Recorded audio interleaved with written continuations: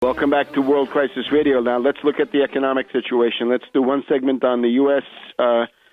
Default bankruptcy situation, and then let's go on to Europe in the final segment. Questions about Greece, what to do about Greece. First of all, the U.S. We're now told that the U.S. will reach the debt ceiling around the 16th of May. So that means during the coming week, since we're recording on the Friday the 13th, within the next week, the U.S. Treasury will bump up against the debt ceiling, meaning that no more Treasury auctions can be held. There will be no cash being borrowed. Now, remember, the U.S. Constitution says the Congress shall have the power to borrow money on the credit of the United States. The Tea Party, the Austrians, the Chicago boys, they don't like that. They say, no, shall not have.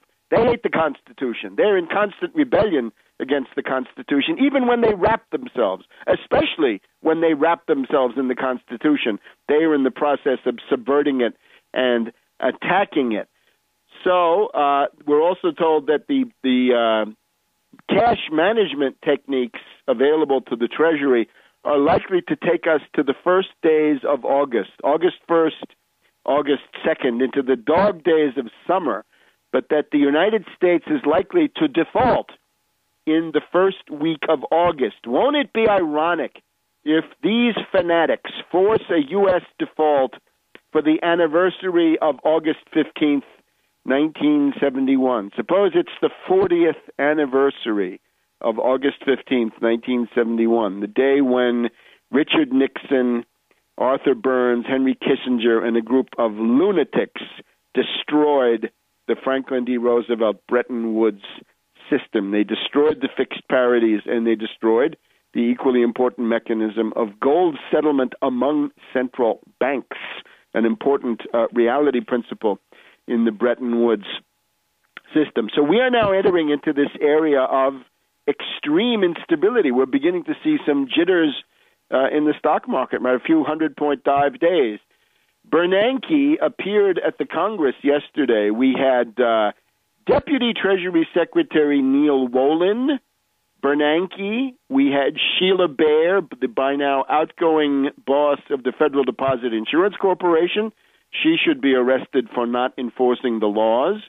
We had Mary Shapiro, the Securities and Exchange Commission boss, the Commodity Futures Trading Commission Chairman Gary Gensler, the controller of the currency John Walsh, a Treasury official. And we have Bernanke saying, I think using the debt limit as a bargaining chip is quite risky. Yeah, that's putting it mildly, Ben. This is playing with thermonuclear explosives, and only absolute crackpot ideologues, fanatics who have lost all moorings in reality could be doing this. But such is the Republican Party in particular. This is now the Republicans taking the lead as public enemy number one and the leading sociopaths on the scene. We have Congressman Boner, or is it Boehner? I guess he wants to be called Boehner, saying we need trillions in cuts. If you want to increase the borrowing ceiling by $2 trillion, says Boehner, then you've got to provide the same amount in budget cuts. Now, this is a recipe for chaos. The only escape hatch for Boehner is that he doesn't say over what period of time. In other words, does he mean $2 trillion immediately, in which case you'll have absolute economic breakdown, civil war, and God knows what, an absolute conflagration, the destruction of civilization in these parts? Or does he mean over 10 years? Or he's actually saying to get to the end of next year, borrowing authority to reach the end of 2012 into the lame duck session, I guess he means. He wants $2 trillion of cuts. Now, that was an address by Boehner to the Economic Club of New York, and it's quite likely that some of these Wall Street honchos have taken him aside and said to him, Sonny boy, you're at the brink of destroying our system. Yeah, it's the system. It's the only system there is. But the Republicans, again, given this indigestible mass of 70, 80 Tea Party lunatic fanatics, they don't know the realities. They just don't know. They don't know how the whole racket, imperialist and Wall Street banking racket, is actually run. They're taking orders from the Koch brothers, who are sociopaths who have their own view of these things. It's likely that Boehner, in case he hadn't gotten a lecture already, got it on that occasion. And Mitch McConnell also posturing in an interview with Lehrer on public broadcasting, saying at least that many, at least $2 trillion is what he's going to be demanding. Again, the escape clause for these demagogues is over how long? Over the 2 years? Over 1 year? Over what? Notice that the Republicans in the Congress are a chastened crew.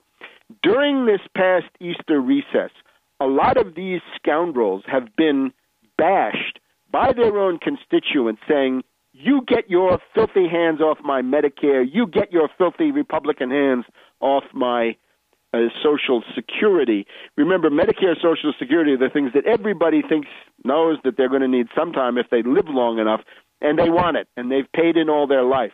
And it's not going to be easy for these Republican bandits to destroy those programs. So a lot of them have gotten quite scared. The ones who voted for this lunatic Ryan budget have now been, I think, thoroughly terrified. This was as big or bigger than the town meetings of the summer of 2009. Remember the media hype for the so-called Tea Party, the reactionaries largely protesting against Obamacare, the Obama health care bill in the summer of 2009. They were given a tremendous free ride by the media.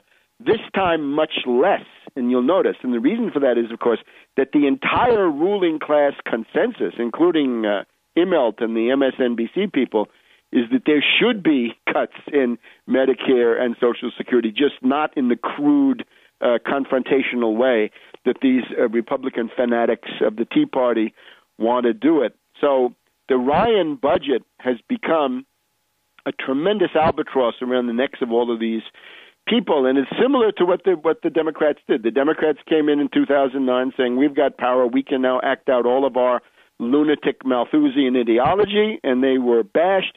The Republicans have now succumbed to the same hubris, saying, we've got power in the House, we can now act out our entire lunatic, monetarist, Austrian, Chicago boy fantasies, except then you pay the piper. So this is where we're now headed. Now, let me state again, we should avoid this default and bankruptcy of the United States at all costs. Watch Obama.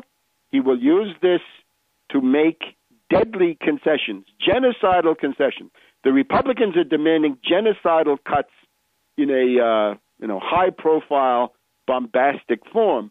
Obama will rather propose genocidal cuts in a surreptitious, deceptive method, his typical indirect method of attack to gut Social Security from the inside. In particular, attention called this week in the press once again to the Independent Payment Advisory Board, IPAB, which is not, as we're told, not a device from Apple Computer, but rather a way to kill you. That you'll have this board of unelected, unaccountable, faceless bureaucrats who will be denying technology, and the Congress will have to accept what they say unless and until the Congress can override them. And that's part of that's part of Obamacare. That's already there. The Independent Payment Advisory Board already exists. So down with IPAB, down with Obama's methods, and down with these Republicans. And again, one way to prevent some kind of a dirty deal is the Monica Lewinsky example. Somehow get in between them and make them fight each other and rule out the dirty deal. Back in a minute.